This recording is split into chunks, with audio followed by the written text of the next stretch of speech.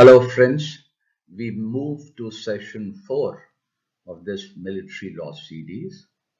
In this session and thereafter two more sessions would be devoted to certain terms which are peculiar to military law.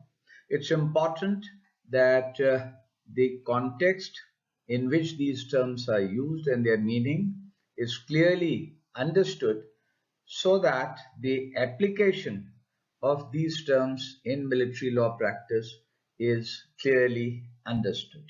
We start with these terms of military law lexicon, and these three sessions will highlight certain words and phrases which are very commonly used in the statute or in the practice of military law, and we have included these terms in an alphabetical order for ease of understanding and arrangement. Start with absent without leave or AWL. A person is expected to be at the place of his military duty, and in case if he is not there and the absence is voluntary, then the person is said to be absent without leave.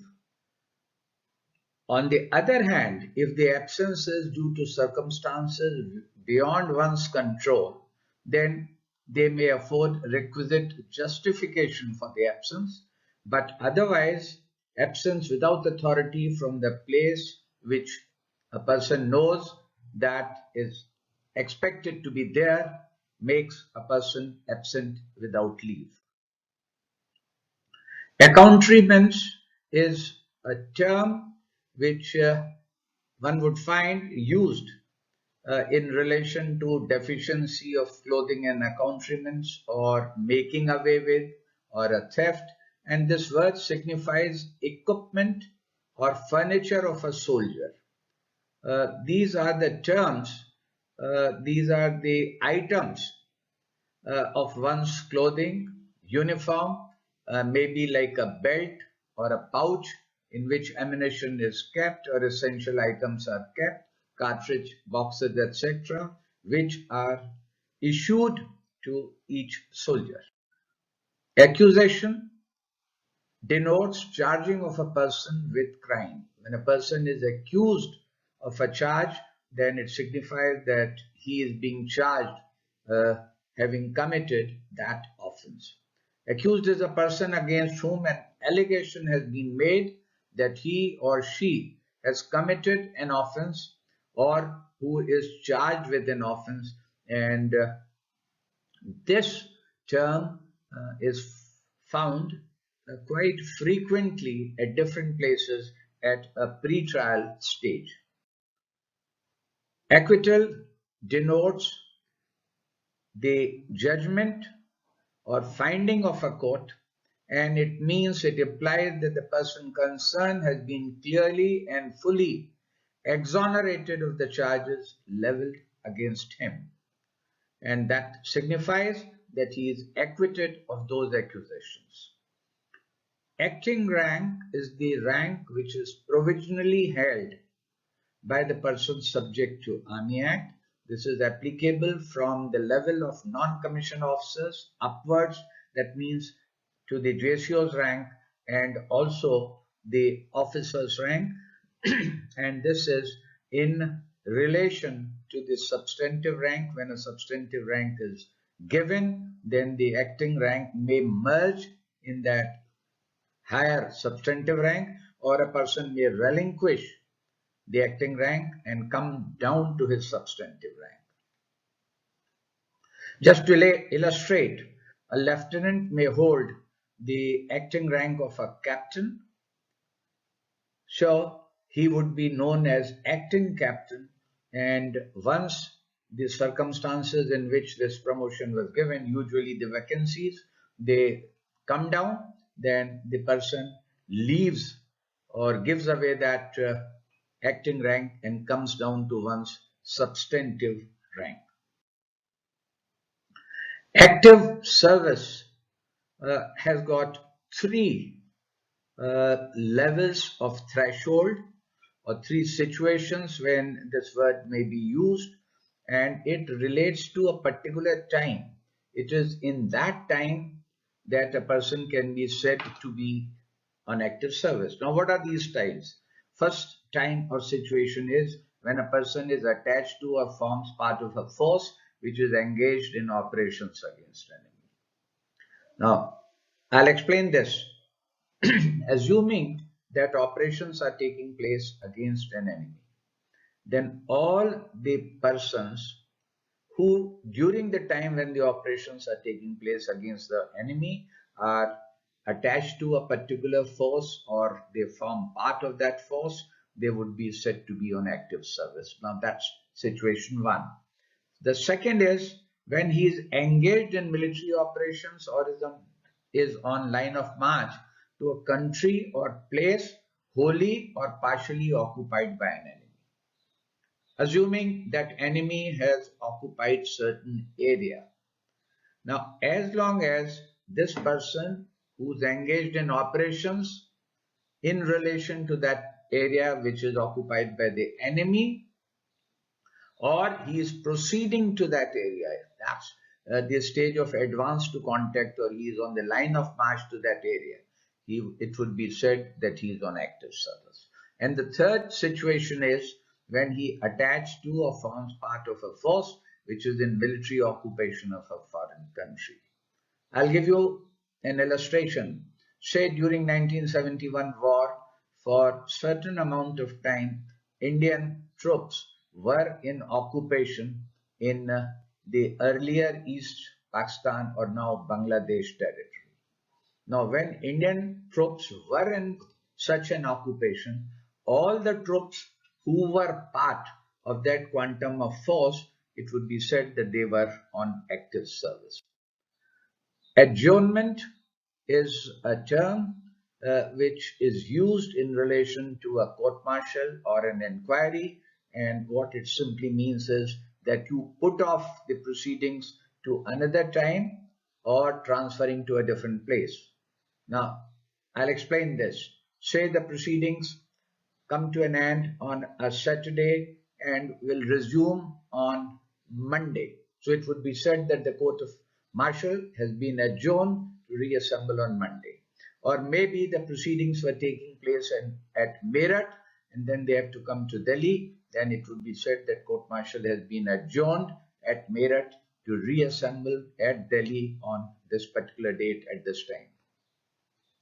Adjutant is a term used for a staff officer at a regiment or at a unit level, and his duties are to assist the commanding officer in three particular aspects, which are training, administration, and maintenance of discipline in the unit. So, adjutant is a staff officer, usually of a captain's rank, and he assists the CO as a staff officer in matters concerning training, administration, and maintenance. Administrative action is a term which is used by way of corrective action. It's an award given with an aim that the person to whom it has been given would thereafter show improvement, would sort of become more alert, sensitive, and effective in duties. It is given to a service personnel, NCO ranks or above, with regard to certain lapse or a fault that may have been noticed. It is rarely used with regard to disciplinary lapse or commission of an offense under the Service Act. Certain other terms, all ranks. This includes officers, ratios, and other ranks who are in service in the army at that time. So they all come within the collective umbrella of all ranks. NL means to make void, destroy, cancel, or do away with. In certain situations, court-martial proceedings may be annulled. It means that they have been made void or they lose their effect, they've been done away with. Apprehension denotes taking a person into custody. Now, a soldier who has committed a crime if it is desired that he should be taken into custody, it would be said that he has been apprehended or he is under apprehension. Army, collectively, the term is used in relation to all those who have undertaken a liability to serve military service. So, army has got all volunteers. Nobody is sort of called out from his home that you come and become part of the army. They are all volunteers that we have in our country. Army Corps, there are formations at different level. I had explained that in one of the earlier sessions.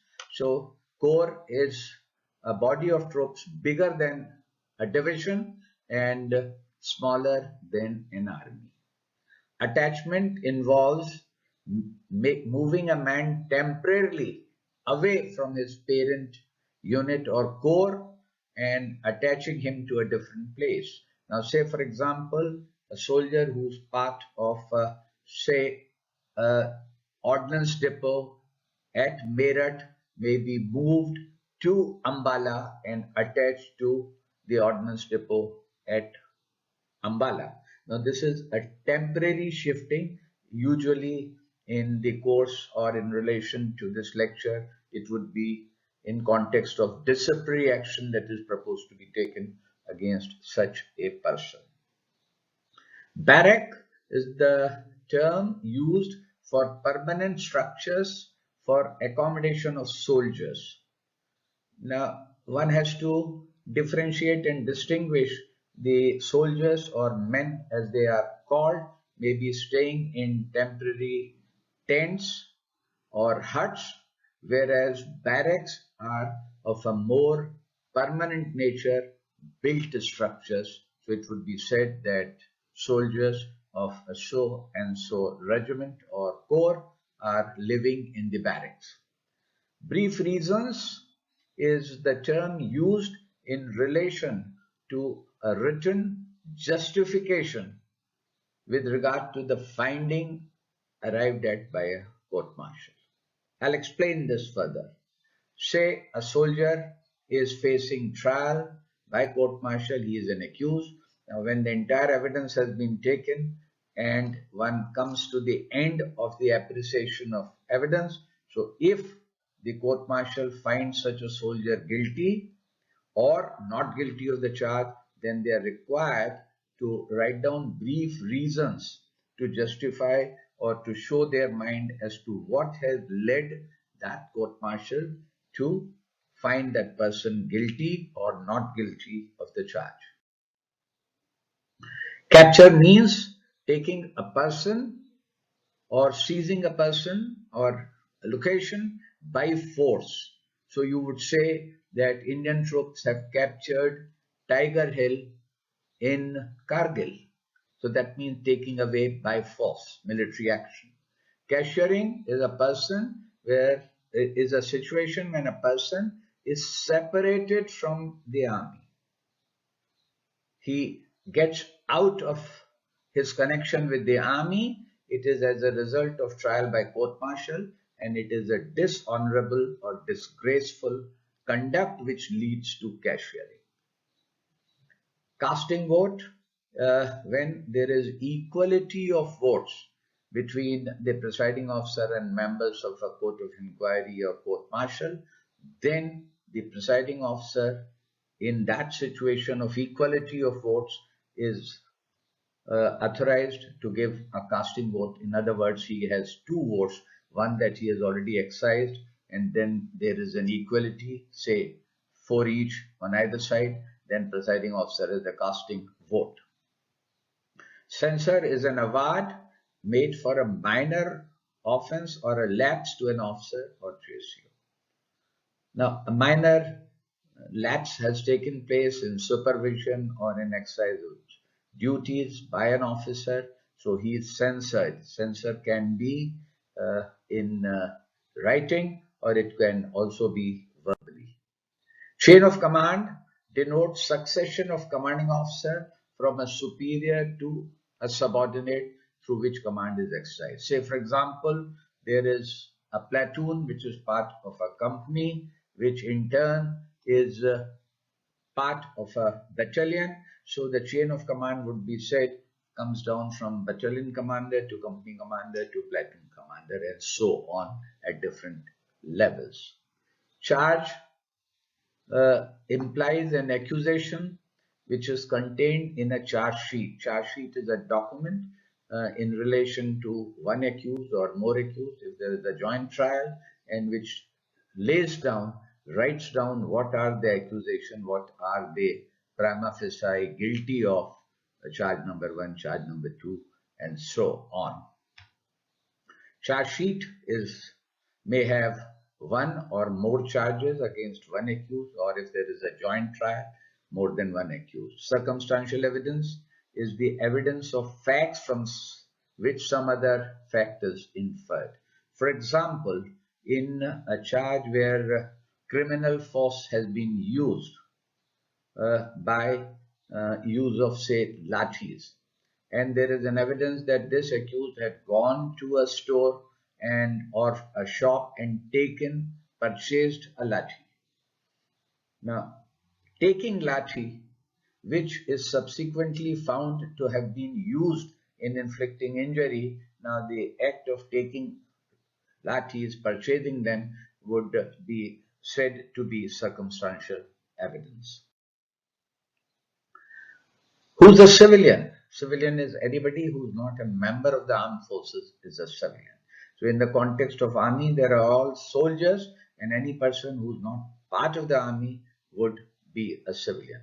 Closed court is the duration in which, under the army rules provisions, a court is cleared of all visitors, and it is only the members of the court and the judge advocate, they sit down to deliberate, to discuss certain matter, and at that stage it would be said that court is closed. Otherwise, court is always open. Collective fine is the imposition for enforcing collective responsibility for loss of arms. Now, in case, say, 2 rifles belonging to a battalion have been lost, they have been misplaced, so collective fine in terms of money may be imposed on the men belonging to that section or platoon. Combatants is the members of the military who may take part in hostilities, and they are legitimate objects of individual attack. Let me explain it further. In a situation of operations, hostilities between the two countries, all the military persons who take part in hostilities from one side can be legitimately targeted by the other side.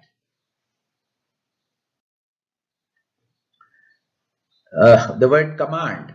Command is the authority vested in the individual of the armed forces for direction, coordination, and control of military forces.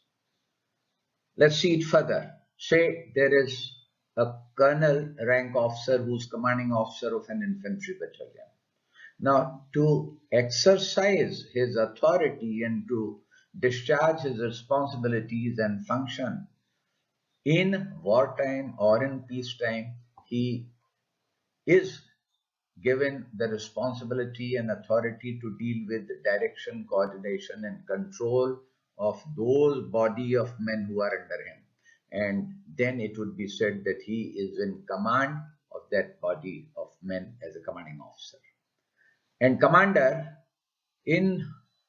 which is related to command, is the officer who exercises the authority over a garrison, fort, formation, regiment, or company. So any person as an officer who exercises the control over a body of troops, it would be said that he is the commander.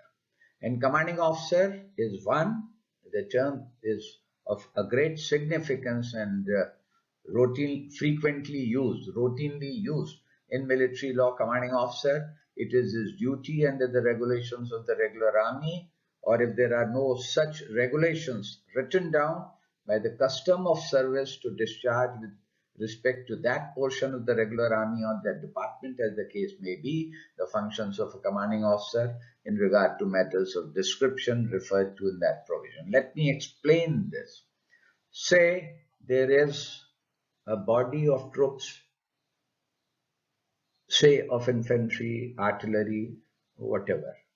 Now it would be written in the regulations that these body of troops will be under whom. And supposing it is not written, then by the custom of the service, the officer whose duty it is to discharge those functions, they may relate to operations, war, or they may relate to administration or training. So in any of these matters, operations, training, or discipline, the person who's the commanding officer discharges those responsibility and exercises that power. He is known as the commanding officer.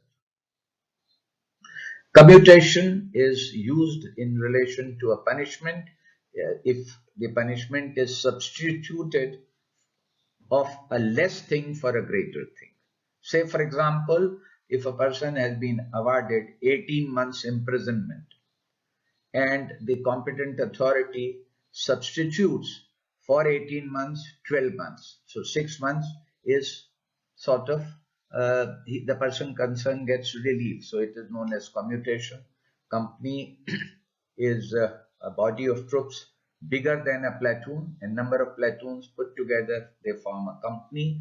Conduct sheet is a document which keeps record of all the offenses committed by a particular person. A record is kept for future to find out his suitability for further retention or for higher promotion. So each person has a conduct sheet which is maintained in the office of that unit. And concurrent means having the same authority. Concurrent jurisdiction, say a person has been apprehended in relation to, say, breach of secrecy of official documents. In other words, Official Secret Act. Now, maybe that a judge also has jurisdiction over that offense and his commanding officer. So it would be said that the civil and military authorities have concurrent jurisdiction over such a person. Having seen all these terms, it would perhaps uh, induce you or make it clear to you that these terms have a specific meaning which is denoted, which is brought out by the terms which were just explained during this session. We would have 2 more sessions, and in these sessions, the terminology for the entire military law series would become clear to you, and you would be able to exercise your function of practice or study of that subject. Thank you.